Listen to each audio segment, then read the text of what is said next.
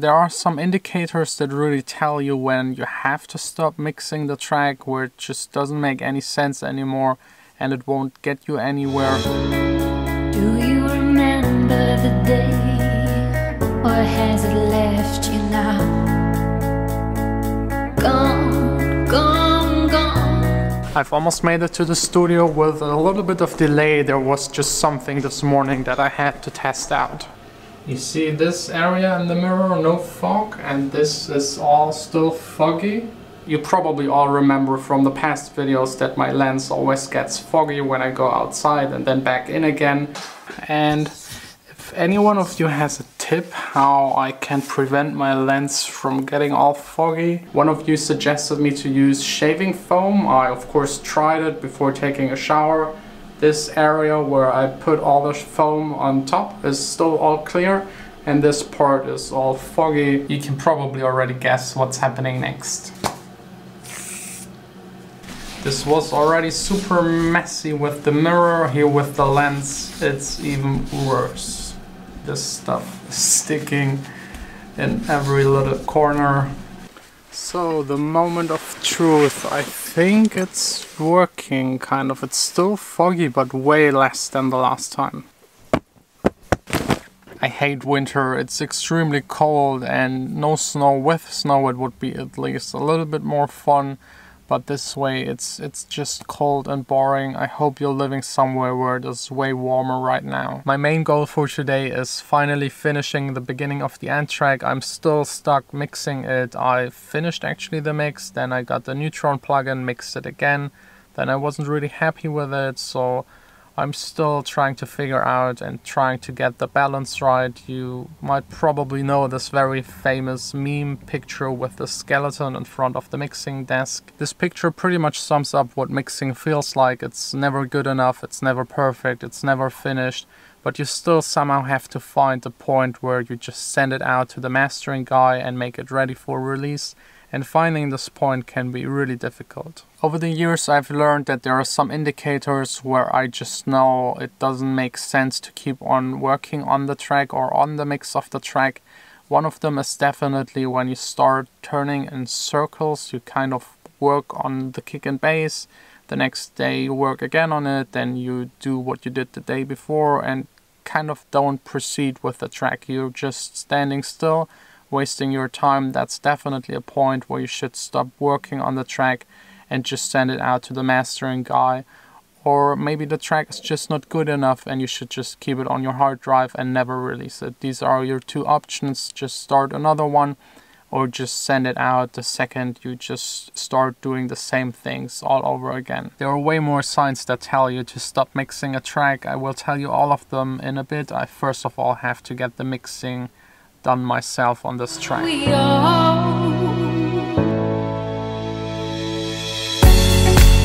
still remember that lifetime ago. We were someone else then. Who are we now? Who are we now? I'm of course not done. I'm just making a little break and checking out my next letter from the GEMA. They're kind of responsible for my artist rights and they're sending me money. I was absolutely wrong. It says 50 euros, but I was already wondering why it's such a round number. It's not that I'm getting 50, I have to pay 50 as a member.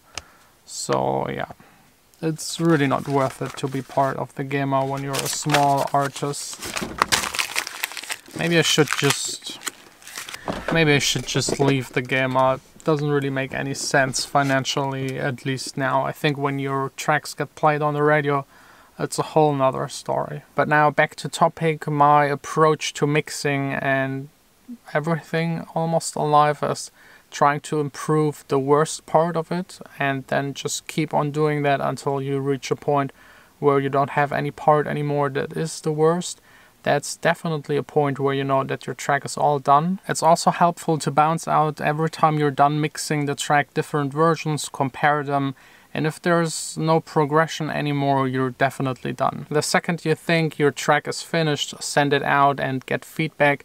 If the people that are giving you feedback can't come up with something new or are telling you that the track sounds finished and full and good mixed and well balanced, then that's definitely a sign to stop working on the track. Also, if you run into the problem that you kind of don't know what to do next with the track, I also think it's a point where you're finished, or you should at least take a break or get feedback. It doesn't make sense to sit in front of a track and try to force it out. Just leave the track alone and try to do the next one. You can always come back and continue working on it. It's also good kind of to have a checklist in mind. For me, it's, for example, I need all of the parts for the track, all the drum elements, all the melodic elements, all of the effects, the vocals.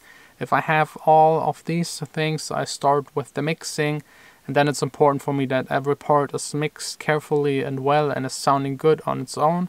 The chorus, the verse, the bridge, and all of the other parts. Then getting the transitions right between those parts, usually with effect sounds and automation. And then it's again mixing like the very fine detail stuff and even more automation, until I have a track that I can listen to from start to finish without having any place in between where I think this needs a change or an improvement. I know this all sounds easy, but also for me it's very difficult with each and every track kind of to find the point where it's all done. I always have a lot of ideas, and in the past I started with one melody and then kind of went back, changed it, then changed another melody into another one, changed the synth sound, changed the drums, and at the end, just one day later, I had an entirely new track. So I learned to make like song ideas. That's always when I'm sitting here, I'm telling you I'm making song ideas. I sometimes make 4, 5, 6 a week. I don't even show them to you. It's way too confusing. And if I have one that I think is good, then I keep on working on it, and I don't change anything about the melodic parts. At least I try not to change anything about it, and just to work on the technical parts. So kind of separating the two can help you to finish the track. I know it's hard to kind of separate the two, but it's way more efficient. You only start making the mix when you have a song that is working. This way you don't end up with a technical, nice mixed track that doesn't really work musically, especially if you work with vocalists together. It's really embarrassing to have to tell them, hey, sorry, the track where you made the vocals for will never be released because I screwed up the instrumental. I've also realized over the years, whenever I have a deadline, I'm way faster and way more precise working. That's also why I have set myself a deadline, just working on the track today. This is kind of pushing me a bit and helping me just to finish it. I don't know why, but whenever I have a bit of pressure, I can just work better. Here at the beginning of the end, in the apple blossoms and fields of wildflowers. I'm finally all done with the track. There is nothing sticking out anymore. It sounds all really nice and polished. Next step is mastering, but that's something for the end of this week. I'm still not sure if I will give it someone else to master or just do it myself. I got this new Ozone 7 version, so I would probably just master it myself. I'm very excited to test out the Ozone 7. I'm opening again the beginning of the end project, but not to work on it again. I just want to clarify something that I kind of got wrong in one of the past videos, where I was talking about how loud to mix your tracks and how loud to bounce them out. Chris was so nice to remind me that there are actually a couple of different metering methods.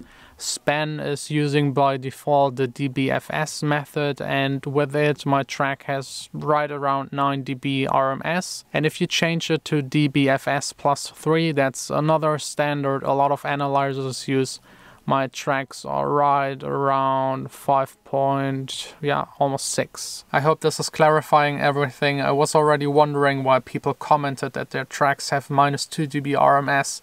That's impossible. That's just a block of noise that sounds like blah. But if you count it with the metering of dBFS plus 3, that's actually -5 dB RMS. And that's totally fine. That's usable. It's on the upper limit, but totally okay. That's definitely what I love the most about YouTube. It's not only me making videos, it's also you commenting, participating, talking to each other, even people collaborating together on music. That's just amazing. There were also a lot of great suggestions for a new segment. I will definitely talk about music theory. The thing is, I don't really plan my vlogs. I just pick one of the things that I'm doing that day and try to make a video about it. So the next time I'm working on new song ideas, I will talk a bit more about music theory. It's just way too cold. So taking a car to go back home. Even the seats are freezing. Fuck. I'm lucky today I got one of the nice car to goes. It's a Mercedes. I don't know which one. Probably just an A-Class. No music. I've worked enough on music today, and when I'm done mixing for an entire day a track, I just can't listen to more music in my free time. Okay, where's the handbrake thing? Where's the gear thing? I hate to drive with cars that I'm not used to. This one is automatic, which is already weird. And then you have, like, on the left and right, pedals. Here, right behind the wheel, you have this clicky thing to change the gears and just hit the gas pedal. I have to say, when you get used to it, it's kind of fun. Whoa. The end. For a new segment, a lot of you guys have been suggesting to involve Vanessa a bit more, doing like track submits with her. It would be a lot of fun to teach her how to produce music, but I don't think she will have the patience for it.